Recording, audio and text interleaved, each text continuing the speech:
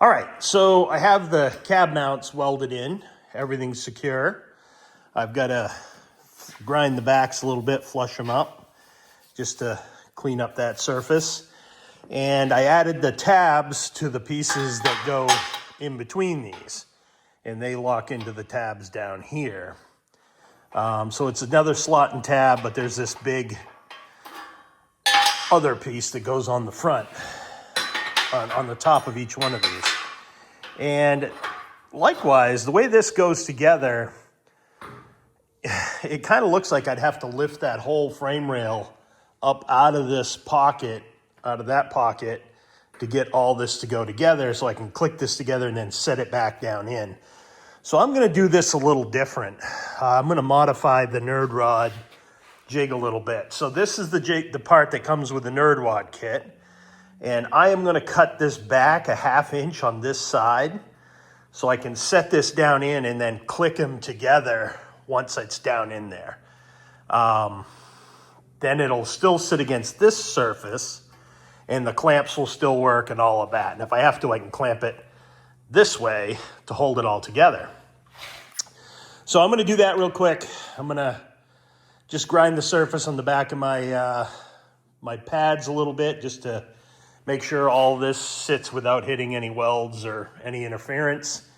And I will go from there. I'll show you what I'm into. Okay, just ground a little flat section there with the tab rides. I have scribed a line here at a 1/2 inch back where I'm just going to knock this down.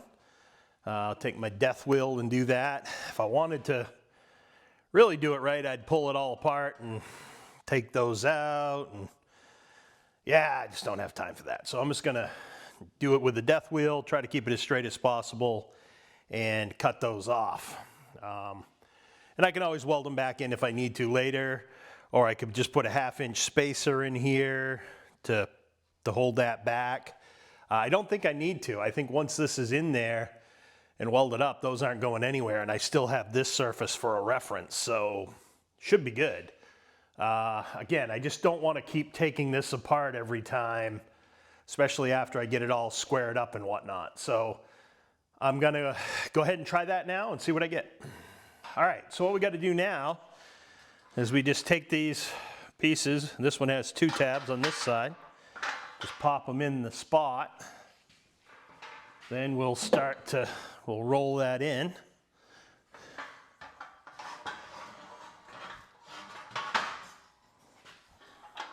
Now I just got to get it lined up, tapped in.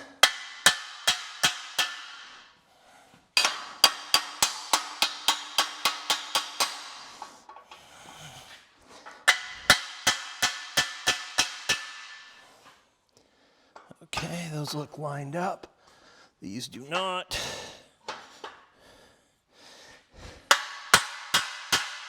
All right, and then I'll just pull them in with a clamp.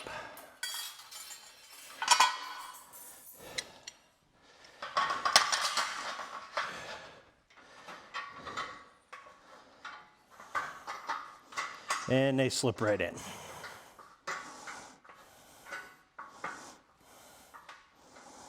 And it pulls right up tight to that surface, so that's good.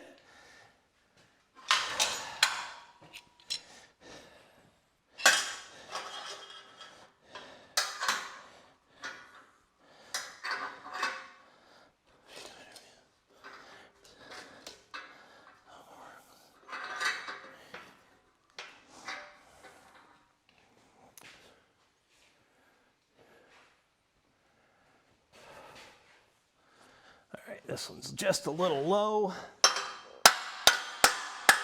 There it goes.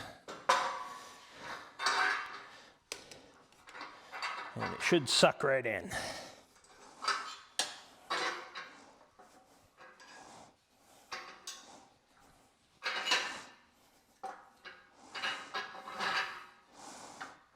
If I could get a full turn on this clamp, it would be great. There it goes. Snap right in. That's what I meant to say. All right, now I'm going to clamp it down so I know it's flat on the jig. Used to be I'd wipe out Harbor Freight from all their body clamps every time I went in. Now it looks like I'm gonna wipe them out of F-clamps. Okay, now this piece just gets centered up here. And this is the one with the weird gap. I talked to Nerd Rods about that. There was just a slight revision problem, no big deal. I made a piece to cover that up. So that'll work out nicely.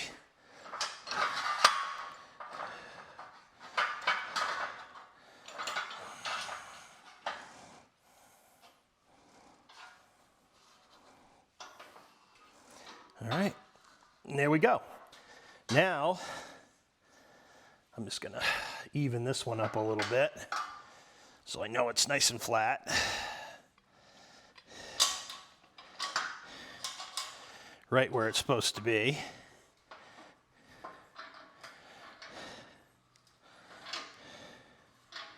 And there it is. Everything is perfect. Now, the reason I'm doing that is because I want to tack everything to this outer rail. Tack this to it, tack the cross pieces to it, get everything tacked up nice and solid so I can take it back off and then weld those pieces up. That way I'm working in the flat, I'm not standing on my head. Then I can put the whole show back on and I know it'll fit. Once it goes back on, then I will weld up to the main rail, to the side rail. So, the inside rail. So that's about it. Yeah, that's nice and tight there. Everything's looking good. Clamped up nice. Everything's tight. This feels a little high. Now it feels perfect.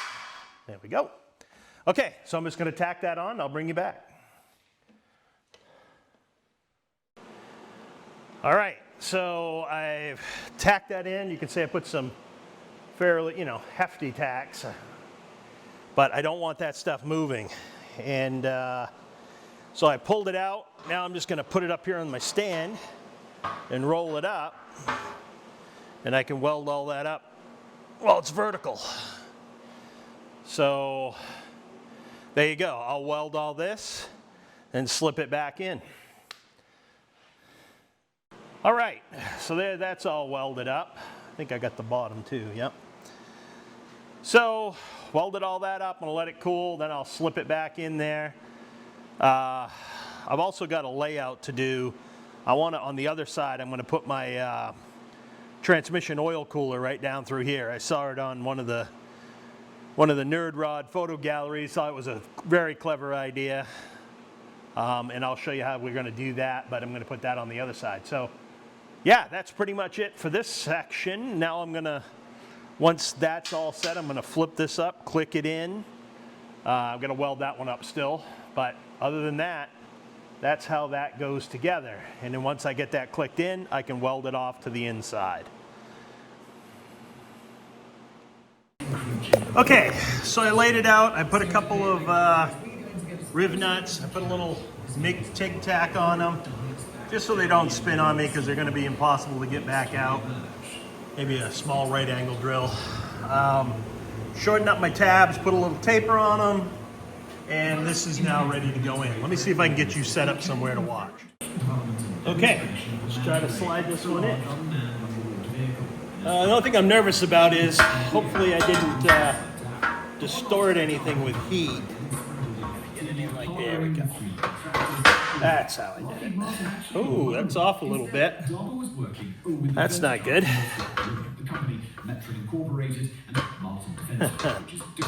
Great. Looks like my angle at the front would be brought into phase 2 program commencing in late 2021. By the time those stage 2 contracts were handed down. All right, let me figure this out. Okay, I got that all pulled in. It went in a little mean. Looks like this front angle right here under this bar closed up a little bit when I welded it. So I'm not sure I'd do it like that again. But either way, it's working. I just got to now get through, just start tacking that up, getting it welded in places that have a strategic advantage. And I got this all flat, so yeah, I think that's ready to weld on. Everything looks flat and square. Let me give this a little bit of give this some love. Okay, so I'm all tacked up, clamped in, not tacked up, clamped in and held down, fit up. Let's see what we can do here. Just get a few welds in, just enough to hold it in place so it's not trying to pop out. Then I'll get the clamps off it and probably move around to the other side.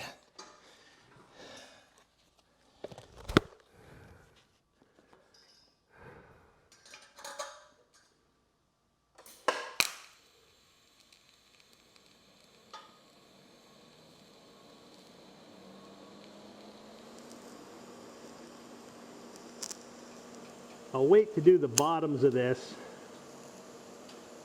until I can flip it up, just because I like to weld on a flat surface. Not good enough to do this stuff upside down. Just don't have that experience yet.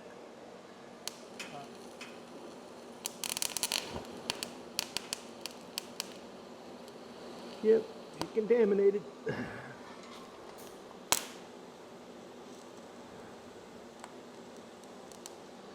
All right, and now I'll come up here and hit this one. I'll bring you back, show you what I got in a minute.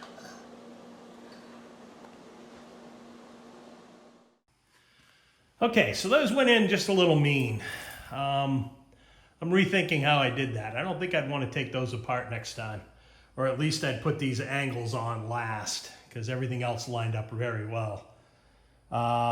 Just because the angles draw in a little bit. It went in, it just took a little persuasion, some clamps, but did the job. So, okay, so got to weld those into place now. I already welded the other side. Got to weld this side up, get that in place, and then we'll move on to the next step. Okay, I just took a few minutes and hit all the cross members with the surface conditioning tool, the cheap Hobo Freight version. This thing works good. I do find that to kind of get mill scale and rust off, the flap wheel works better than the composite thingy. That this just throws shit everywhere. It's terrible. So those cleaned up nice. I think the next thing I got to do is weld all the features onto this cross member. And then it's time to implement them and put them on the rig. So let's get done with that first. Okay, first thing we're going to do is get some of these parts tacked in, and then we'll start the welding. Can you just use how it was set up before with the shims that came off it? So this is the old shim. It goes right here. Just throwing a couple fusion tacks on it, hold it in place. Now here, you need to shim the actual bearing off. But we're going to do... All right, that looks pretty good. Get a couple up here as well. For those who don't know, this is the ring gear right here. This is the pinion. That's why I call it a ring and a pinion. And if you use the same ring and pinion in the housing that came out of, generally, you just use the shim there. But we'll see. Basically, this goes in here, and you have two bearings that are right in here. So these two bearings, this raises the press into here. This raises the press into here. Okay. Now, let's do some welding.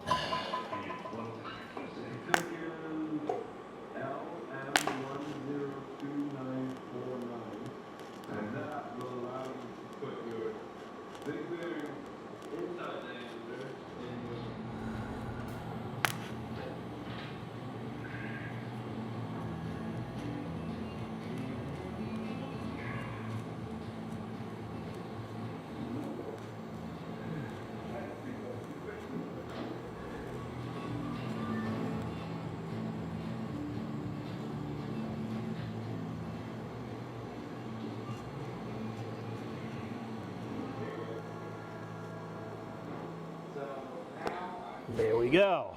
Beautiful. Better than that one. There we go. All right.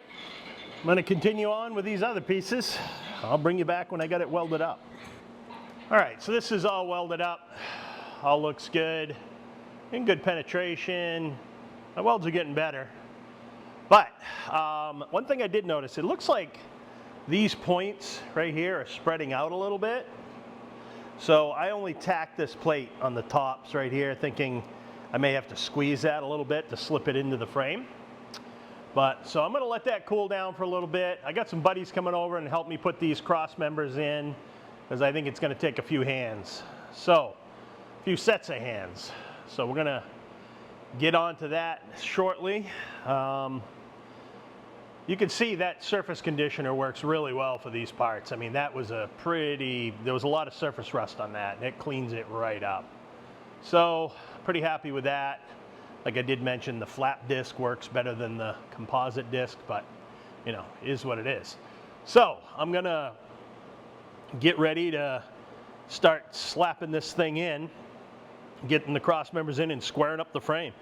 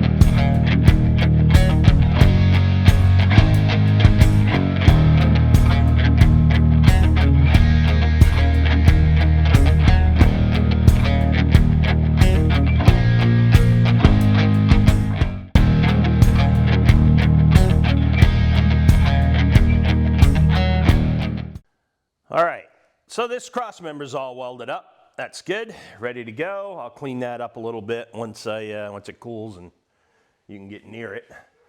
So big shout out to Tom and Levi yesterday for giving me a hand. I got all my cross members in. I've just kind of got the gussets clamped in place right now. I got to move a lot of those to weld, but all the cross members, the 3 rear cross members are in. I just welded up the front cross member. I also just slipped the front rails in place just to make sure that I was roughly at the right distance, because my jig is constraining in the front, not the rear. So I may change that at some point, but for right now that works fine. And the next big step is first thing I'm gonna do is I'm gonna weld in those cross members best I can from the top. And I'm not gonna go too crazy, because I'm gonna flip this thing over to make the welds nice once it's in more of a sound state. Next thing I gotta do is start assembling this front clip. That's gonna be a whole video on its own, and I will get to that next. But for right now, I'm feeling pretty good. This is coming along nicely. And it's very happy with this kit. I think it's very nice. The only downside I have is, you know, material's a little rusty. I have to clean everything before I can do it, but you should clean everything anyway.